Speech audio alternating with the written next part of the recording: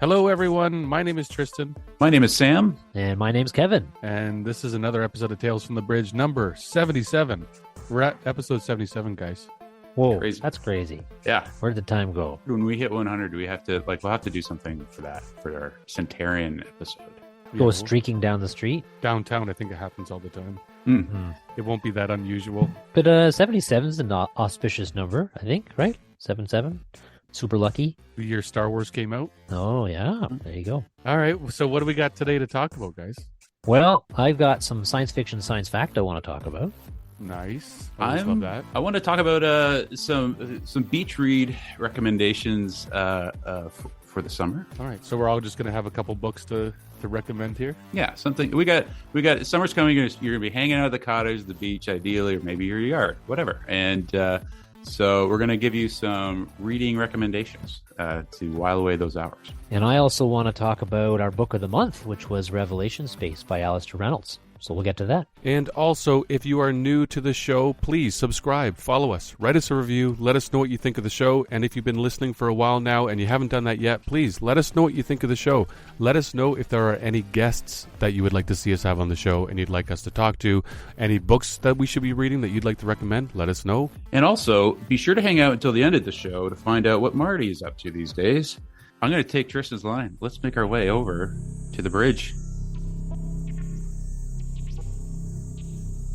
Well, before we get going and talking about our book of the month, I have a little bit of science fiction, science fact news that I want to share. And there's a really cool thing that I think we've actually talked about on the show a while back, but it's a set of grants that NASA gives out, and it's called the NASA Institute for Advanced Concepts.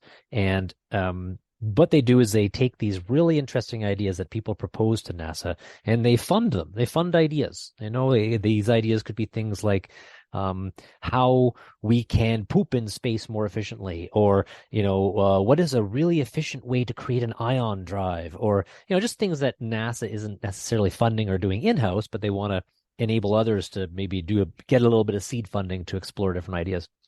And the way that they do it is it goes in phases. So they'll do like phase 1, phase 2, etc. And they'll phase these ideas as they get farther and farther along. I heard a really interesting one. You guys know about, humans, we need gravity, right? Like if we're in zero gravity for a long period of time, our bones start to degrade, our muscles start to degrade. That's why all the folks who are on the International Space Station or up in space for a long period of time, they've got to go on treadmills and spend a lot of time exercising. Otherwise, they lose bone density, etc. One solution to being out in space without gravity is to create gravity. And, if you think about 2001: A Space Odyssey, the ship in that movie and in a lot of science fiction movies and stories, is there's a rotating drum on the ship that creates gravity. You can do that, but the problem is it has to spin really fast. And humans tend not to like that. We just start puking, and it becomes not very comfortable for us when you're in a spinning cylinder. Your inner ear gets confused, almost as bad as if you're in weightlessness. So the solution to that apparently is to have a really, really big spin where you're rotating maybe 3 times a minute. And the only way to make that happen is to have something really, really big. And so what they've estimated is that you have to have a kilometer-long structure with a weight on one end and the human habitation on the other, and that thing can spin. And of course, we don't really have rockets that can send up kilometer-scale structures. But there's this group that has a pretty cool suggestion. They're from Carnegie Mellon University and the University of Washington that are developing this origami-like structure that can squish down inside of a SpaceX heavy lift rocket. Or at least this is the plan. They're in phase 2 of this NASA Institute for Advanced Concepts funding to be able to do this origami squishing thing of a kilometer-long structure. And the idea would be, with one rocket, they shoot this thing up into space. It origamis out of the nose cone of this rocket ship, and suddenly you've got this kilometer-long thing that you put a weight on one end and human habitation on the other, and you just started a spinning, and you got gravity.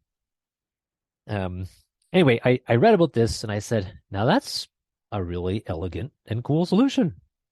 I would do that if I could have gravity and I'm not going to be tossing cookies all the time. And then this structure would also be in some sort of orbit between Earth and the Moon, I likely, or is it guess. further Yeah. out? Yeah. Or even orbiting the Earth. You could chuck that thing up at any elevation and just start it spinning. You could put it at a Lagrange point between Earth and the Moon. Some logical place where you want to have a space station where people are going to be there for a long period of time. And I suppose it's something. I mean, I just feel like anything that you can fold up, though, is there some sort of is that built-in structural weaknesses to it? I have absolutely no qualification to make that sentence, but here I am. Like that. I think that's the only like, is do you get that going and then build up on it with smaller pieces and more trips or something like that? I'm sure there's probably something along those lines, but I don't want to be the first resident. No.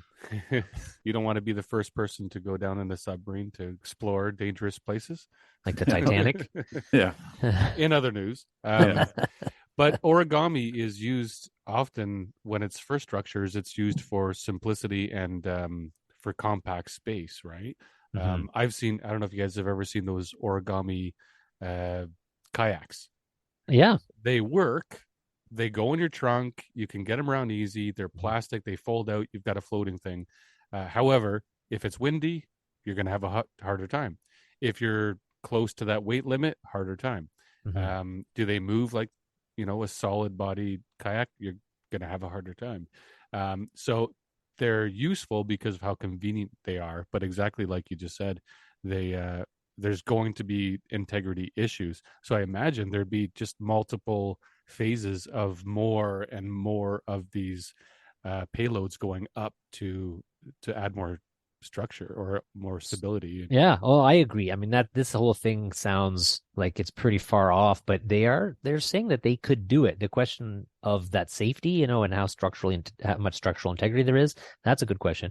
They don't call it origami, like they call it PERDS, or high expansion ratio deployable structure. So they've made themselves a nice fancy acronym to make it sound like it will work. And maybe it will. But the idea of that, plus some of these inflatable structures in space, you throw up 2 SpaceX rockets and you put the payload, maybe the SpaceX rocket becomes the payload at one side, and it just and then it could just spin. Maybe it's Anyway, it's an interesting idea. It's an economical idea, and it's a way that we can make living in space a little bit better for we meat sacks with a bit of water in us, And it's just the beginning too, right? Like, I mean, everyone knows Ring World, which is, I forget the size of that ring, but it was very, very big. This is the beginning of something like that, right? You can just build this out at 1 kilometer. You build it out, Yeah, or the orbitals.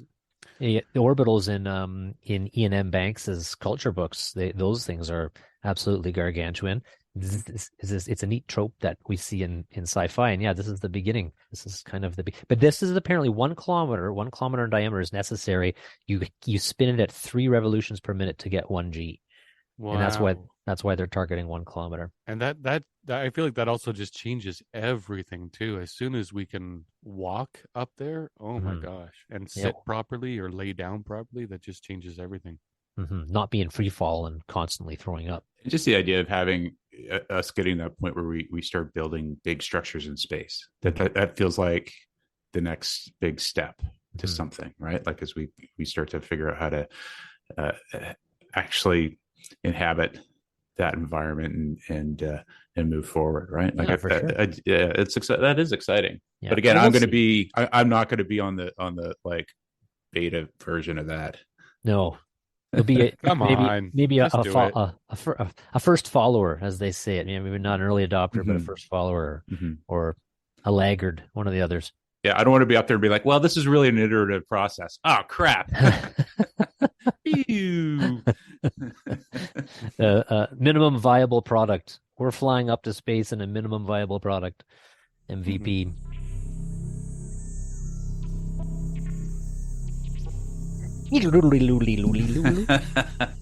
Nice. So hold on. What is a beach read? Okay, because I know it's like an easygoing read. It's kind of a fun romp. Like we're gonna suggest some beach reads here. So what's a beach read?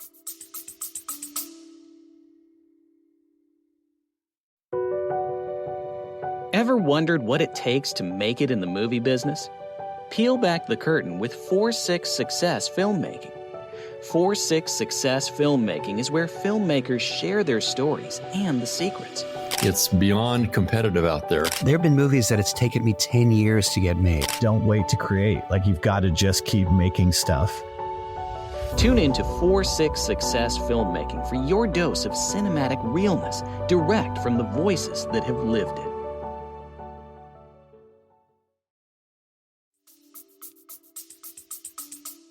A beach read is a kind of fun, guilty pleasure read. This is a book that is easy to read in the sun and wind and with a beer or a beverage of your choice. And it's sort of light, fun, maybe a guilty pleasure, but it doesn't have to be. And so I thought it'd be kind of fun as we head into warmer weather to make some recommendations on fun, sort of not quite pulpy reads, but something that you maybe don't brag about reading at your dinner party. And so I'll kick things off, and I'm going to start I've talked about these as beach reads before, though I still think they're viably good, great books. And this is the Martha Wells Murderbot series. I'm a big fan. These are short novellas too, so there's not a big commitment if you're chasing kids in between chapters. And it's just a great readable story that, the pages sort of churn themselves. And my other recommendation is I'm going to go with Scalzi and his Collapsing Empire series. And the other reason I like a series is if you kind of get hooked into it, that's kind of like your soundtrack for the summer, but with a book. And so I kind of like that idea of having like a trilogy to go through. And with Martha Wells, you've got like, I don't know how many books, Kevin, 7 or 8. I know you read them all as well. So I kind of like that as sort of your soundtrack for the summer, 3 big sort of accessible reads. So I would say Collapsing Empire is another one. And third one, which is I'm just starting, and this is going to be my beach read for this summer.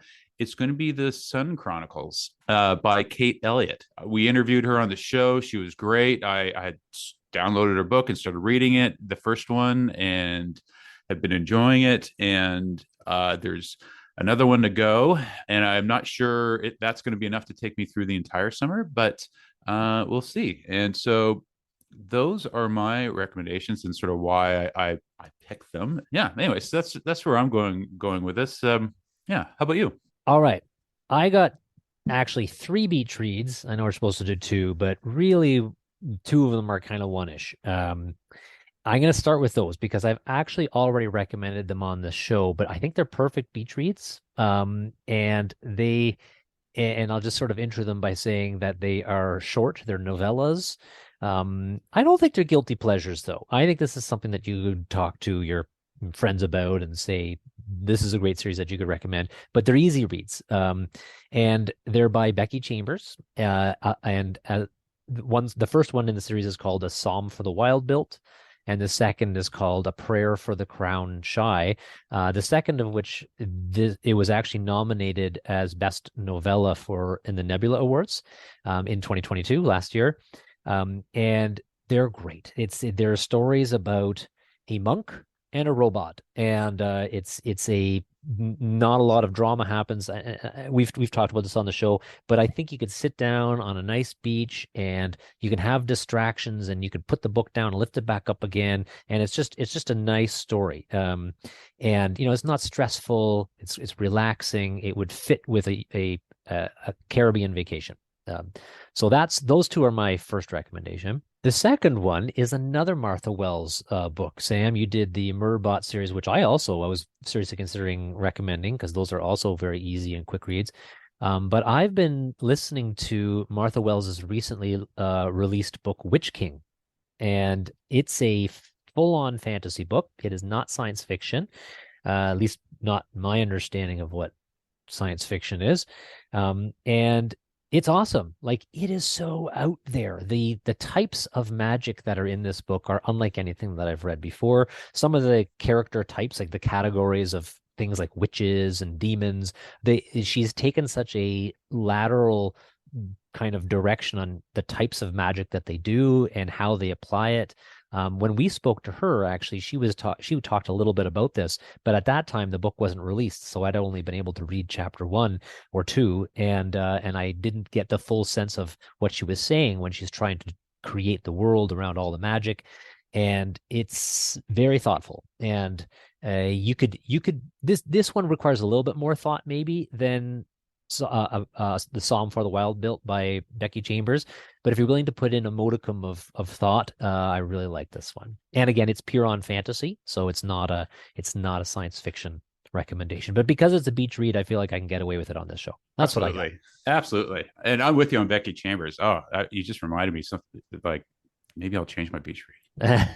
Add to it. Yeah. Tristan. All right. Well, I'm going to be the black sheep here.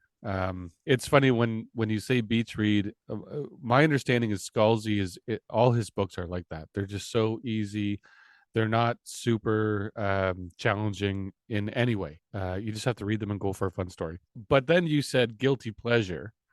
And I can see how that's a part of the description of a beach read. So one of my recommendations is going to be a book that only me and 3 other people in the world have read, maybe. But it's called Death of the Planet of the Apes by Andrew E.C. Gasca. And this is the book I've been waiting my whole life for. For Planet of the Apes fans, it connects the first movie with the second movie, Planet of the Apes with Beneath the Planet of the Apes, which I just adore both of those, the first 2 films so much. The second film has so much weird stuff going on, but you see Taylor, the main character, Charlton Heston's character, at the end. You don't know how he got to where he is. You don't know what's been going on with him. And this book fills that gap. It fills the gap from the end of the first movie all the way till we meet the new main characters of the second movie. So for me, it's a total guilty pleasure. I can't believe I'm admitting this to you guys right now. This is a safe space. You can admit anything. It's a safe space. But for readers out there who are listening, Planet of the Apes fans, this might be an interesting book for you. It's not super challenging. It's a nice, fun read that fills some important questions for Planet of the Apes fans. And then to stay on the same theme, my other recommendation is going to be Heir to the Empire by Timothy Zahn, which is a Star Wars book that came out in the mid 90s, and the Thrawn character is introduced there, and it goes in a direction that I think a lot of Star Wars fans wanted to see these new movies go in some way. Luke Skywalker is married and has children. They become Jedis. Kevin J. Anderson, who's been on the show, who we've spoken to, he's written several books with these characters. It's really fun for me to go. I mean, it's been many years since I've read those, and I didn't read them all. I'll probably revisit them from time to time because they are kind of those guilty pleasures. Like I'm reading them for fun whenever I can. But we do a lot of reading on the show here. But I'll revisit some of those ones or go check out the ones that I haven't read yet. But yeah, Heir to the Empire. It's Han Solo and Leia. They have their children, and the one child becomes a Jedi as well. So yeah, those are my 2 guilty pleasure beach reads. Super fun. Not going to have you contemplating the realities of life or where consciousness came from, or if perfect the That's Fermi what we're paradox. looking for. Yeah, something simple, something fun. Yeah. I'm going to check out that Heir to the Empire too. I read Alphabet Squadron as a sort of guilty pleasure read last summer. I think it was maybe even the summer before, And that's more it was recent. awesome. Yeah. But Heir to the Empire, that's cool. Someone even did a score to it. Someone composed a score, so you like there's a complete score for this book. You know how Star Wars fans are. Mm-hmm. They're crazy. I'm not one of them. You're not crazy? I'm not. Well, it's just Wars all now. Dune for Tristan. Oh, Dune. No. Are you pumped No. for Dune 2? I'm not that. I'll go see it. I'm not crazy about it. I don't know. I thought the first one was visually stunning, but it wasn't my Dune. My Dune was the David Lynch Dune. It's you and like 3 of your friends that it's your favorite. Yeah, we favorite like Planet version. of the Apes and David Lynch David Lynch. movies. Wow. All right.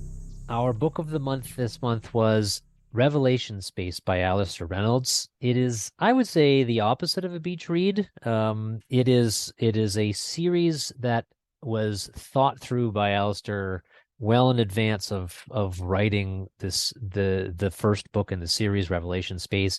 He starts the narrative, I would say, maybe 40% of the way through his world building. And in this book, he touches on so many really interesting ideas that he doesn't explore, and he mentions in passing, and sets up this world for more exploration through more books. And I felt like it was a rite of passage for our book podcast to at least read some Alastair Reynolds. And if we're going to do that, we got to start from the very beginning, which is why I imposed Revelation Space upon you. And I know that it might have been a bit of a slog for some, but I love it. I love Alastair Reynolds. Alastair Reynolds is an extremely thoughtful author. You can say what you want about his writing style and quality. Honestly, to me, it doesn't matter so much. What matters is the fact that he has a lot of really interesting ideas.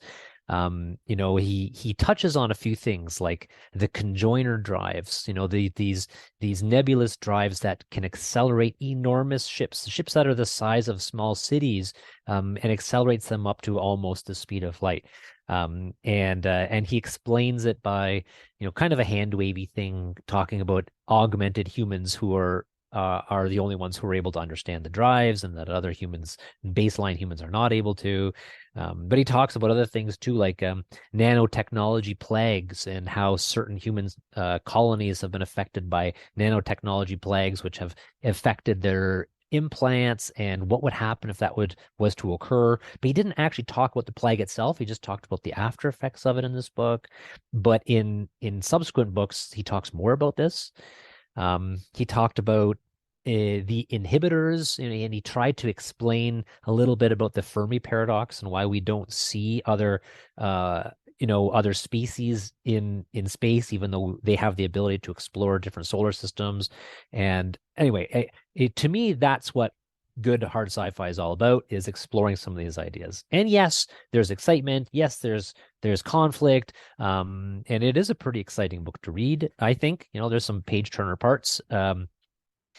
And yeah, so that was my spiel for it. And I do apologize if it's not your kind of book, but it's my kind of book. So what did you guys think? Don't apologize, Kevin. I think there's a lot of people that love this book. Yeah, Sam, be our guest. Well, I know, and I know everyone expects me to totally dislike this book. And to be fair, I do keep going back and forth on it. On one hand, I mean, there is a kind of what feels almost like a joyless pragmatism to the writing style, but this sits in conflict to these descriptive embellishments. So as a result, there are times where this like complex and rich narrative can feel a bit overwritten and strangely dry. However, taken on the whole, it is an incredibly well-woven story, which is a cheesy thing to say, and I promise never to use the word woven to describe a story again. But for those of you who haven't read it, you'll understand when you read it. And Kevin, you saying that it's sort of, he approached it like an architect who sort of planned out this world before writing to it. That actually clicks now, and that really helps it make a lot more sense, because the world building for me was the real achievement. The author, like you said, drops these sort of clever throwaway hints at hidden depths in history to this universe that feel totally believable but go unexplored. And even though the full scope of it never actually makes it onto this book, I could see where he builds on that. And I think that's an incredibly difficult thing to do well. I don't know if that's much of a review. I'm still working through it, and so, but you go ahead with spoilers. It's all good, but I'm not going to put it down. So I'm kind of in that space with this book, and I'm treating it like I have with a couple other big series where the first one lays the groundwork, and then the books that follow. And I think this happens a lot in big space operas. your first book or two are laying the groundwork for better and better novels to follow. And so I think the big struggle for me actually was I had chosen to I chose the audiobook route to start it off with. And that was a mistake because the storyline, and this is a PSA for our audiobook listeners, the storylines tend to run into one another without any cues within the same chapter. And I think that makes it a poor choice for an audio format. I had to actually go back, I had to stop about 3 chapters in, go back and download it and read it. And then once I kind of got a hang of who was who, could go back to the audiobook format. And it takes that prep. It did for me, at least, because I listen to audiobooks in the car. So I need them to be I need them to just walk into my ear in a simple way. Also, the reader has this sort of Shakespearean-esque delivery, which I feel like muddles an already complex story. And I even gave this reader a backstory. I know he might be, I think he's actually a popular reader, but for me, I imagine him like filling in his off season from Stratford and yelling at his agent, must I read of spaceships and lasers again? Damn the rent! Damn the rent! And then just going in and getting his King Lear on with the book. So I don't know. I just that's maybe... John Lee. John Lee. He also did all the narrations for Peter F. Hamilton's books. He is a lot, isn't he? He is very Shakespearean. Yeah, it's a bit much. I think he would enrich a beach read, but I felt like his delivery it kind of muddles the story, especially when he does his Russian accent. I just don't do it. Don't do the Voyova accent. Ilya Voyova. Yeah. All that to say, in spite of my conflicts in digesting the content, it's spectacular. So highly recommend. I'm still, like I said, it's a long book. A long book. Yeah. But yeah, so a fantastic pick, Kevin, and a lot of fun. Thanks. Tristan. Yeah, fantastic pick. I too did the audiobook, and once I finished, which was actually today, Audible gave me a badge for something like mountain climbing. Like, you read a really fucking long book, here's a badge. You deserve a badge, Tristan, for getting through it. Yeah, this is a wonderful pick. This is science fiction. Some people out there apparently would love to lump in fantasy with science fiction, and some people have a problem with that. We don't put fantasy in with science fiction. They're very separate. I tend to believe that, I tend to have the opinion that it can all be together, but it helps us to understand what we're reading when we put things in the category. This is the book that I think that people that don't want fantasy lumped into science fiction would say, this is science fiction. This is the real deal. It's so intelligent. It's so huge. I loved it, especially at the end. The payoff at the end was huge. So anyone out there thinking of reading this or already has, I don't know what you think about that ending, but the payoff was huge. When we find out why, when we find out who, when we find out what's been going on, that payoff for me was like, this is it. This is fantastic. This book really lacked likable characters. Mm-hmm. I wasn't that into any character. I didn't relate to anyone. I didn't grow with anyone. I don't think these characters grew that much, maybe a little bit, because they did go through a lot. There was a lot of trauma that they went through throughout the story, but the characters didn't really show that. They all kind of talked the same and stayed the same. But because of listening to this, I did have the John Lee effect, which I really liked. I've also listened to a few Hamilton books where John narrated, and I think he's fantastic. I don't read him as fast as I do other authors, so I slow him down a bit. But yeah, what an accomplishment to write a book this big. And is Reynolds first, Kevin? No, it's not his first, but it's the first in this series. In this series, okay. Yeah. So he started writing in the mid-90s then? Because this is from 2000, right? Yeah, this is 2000. Yeah, I'm not sure. This was one of his first big ones that really put him onto the map. Right, okay. And he has a PhD in astrophysics, or? Yes, yeah, yes, that's okay. Right. And so he worked for the European Space Agency. So he, just imagine reading a space opera by someone with that education and career experience, it's exactly what you think you're going to get. And I love how it was a really neat spin on the Fermi paradox, where it's like, oh, there is a reason why we haven't heard from anyone because, and spoiler alert, mute it right now. Wait, are you okay with spoilers, Sam? Okay. That it's not a star. Like they're just calling people in to destroy them, right? And this is a way that we figure that every 1 million years, a species becomes capable of traveling very far in space. So if a species and a civilization can travel that far in space to make it somewhere, that means that you're dangerous, you're going to ruin things, you're going to be destructive, so we're going to take you out. At least that's my understanding. Kevin, correct me if I'm wrong there, but that's exactly right. Yep. And that's the payoff at the end. And man, did I love that. I loved hearing that there's a reason why we're there and it's not what you think, and it sucks. Mm-hmm. And I do wish those characters were had a little more depth, because like Sylvester, he should have, because he's the person you're kind of rooting for in a way, and his wife even, and it just seemed a little bit bland. However, I love this book. It's so big.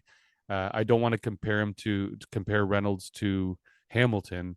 However, there's a lot of similarity with that hard science fiction space opera. It just there's something there that they both do really, really well. And then something worth mentioning as well, before we started recording for the show, we did read a Reynolds book called, and now I can't think of the title, but it was a lot lighter. It was not young adult, but it could have passed for young adult. But the more I think about that book, the more I like it. Was that Revenger? The kind of Yes. steampunk style stuff. Yeah, Where that was a good series too. Yeah, they go treasure hunting around those big balls. Yeah. I forget Baubles. what The they are. baubles. Yeah. I really enjoyed that book, and at the time I was like, well, not quite for me. And then later on, I'm going, well, that's a really good book, and I'd love to read the sequel to that and see where that goes. So that was Revenger, but that's another Reynolds book that we did read as a group, and very different from this one. It is very different. Yeah. That was an easy read, and this one is epic. This is so epic, and I highly recommend it. Yeah, it is. And honestly, that's what, like, if you read online about the series, that payoff at the end of that book is what the rest of the series is about. And there's a huge number of books in this series, and there's Revelation Space, Redemption Arc, Absolution Gap, and then Inhibitor Phase. And Inhibitor Phase only actually came out in 2021. So he's still actively exploring this universe. A lot of his short stories and novellas and other books all explore this space. They don't all have, Dan Sylvester and the same characters, but yeah, as you say, who cares about the characters? Dan Sylvester is probably the most unlikable protagonist, if you'd consider him to be a protagonist in this story. I totally agree. And Alastair Reynolds' whole MO is to make plausible sci-fi. That's what he says. It needs to be in the realm of plausibility, where you're not going to be like, oh, come on. He's Sam, I think you called it pragmatic, overly pragmatic. And I think that is exactly what he's doing here, but it's also writing to that audience. And to a certain degree, I do appreciate that. He very much like Peter F. Hamilton. It's actually a really good comparison, I think, Tristan, because he gets into the whodunit stuff with Prefect Dreyfus. He's a character that isn't in this story, but lives in Chasm City, or is based out of Chasm City. And there are 3 or 4 books that includes him, and he's basically an inspector, and he goes around and solves crimes and explores the world even more. So that's very like Peter F. Hamilton. Those two authors are contemporaries and very similar. Use the same darn narrator, right, for audiobooks. I think it is a very apt comparison. One thing I would also say about this book and this series is it has a lot of memorable scenes. So more so than many other books that I've read, I remember stuff from these books. I might not remember the whole storyline. I don't even remember the darn titles of the books that I was reading them in, but I think I read all of them in this series, and I remember all sorts of scenes from these books, and they're just very memorable. And there's something about it. Maybe it's the uniqueness of the setting, the uniqueness of the ideas. There's something about it that makes me remember those scenes, if not the whole book itself.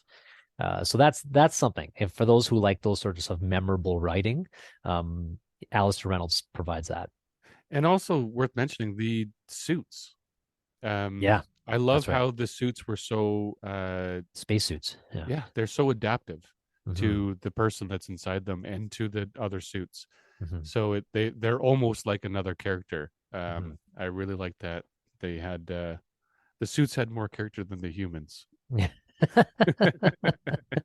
That's never good. But still, it's great. I don't know. Yeah. It's for when the book is this good, I think that's forgivable. You know, Yeah. like you can't. I mean, if the characters were really good in this book, I'd be like that book.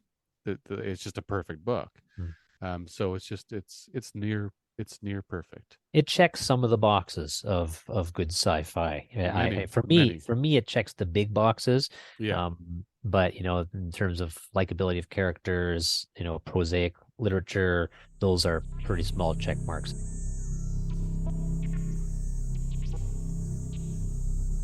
You want to hear what you're reading next? Yes, let's go.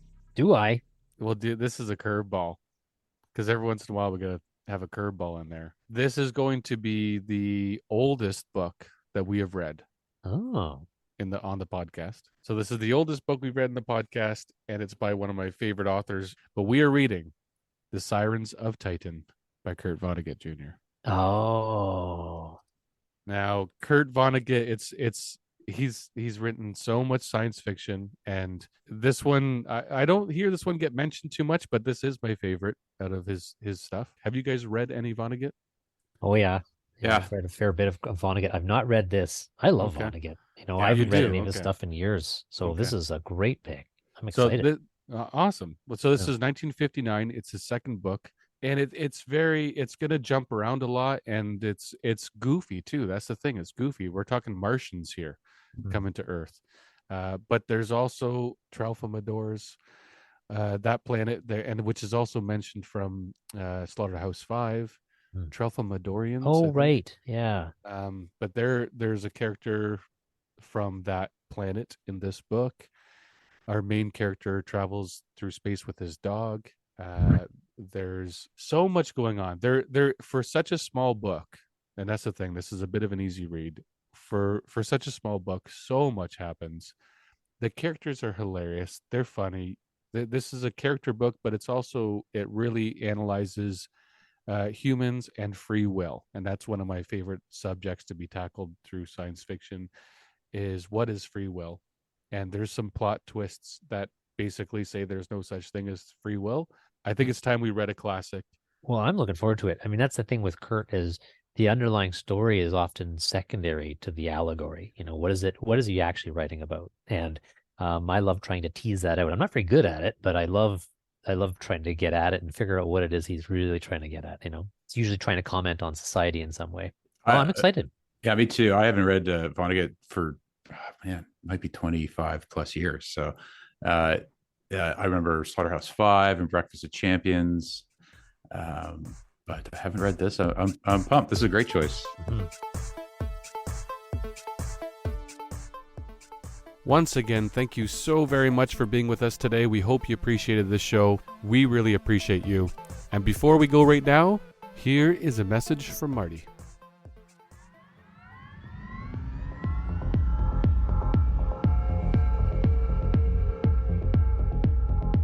Hi everyone, Marty Kurilovich here.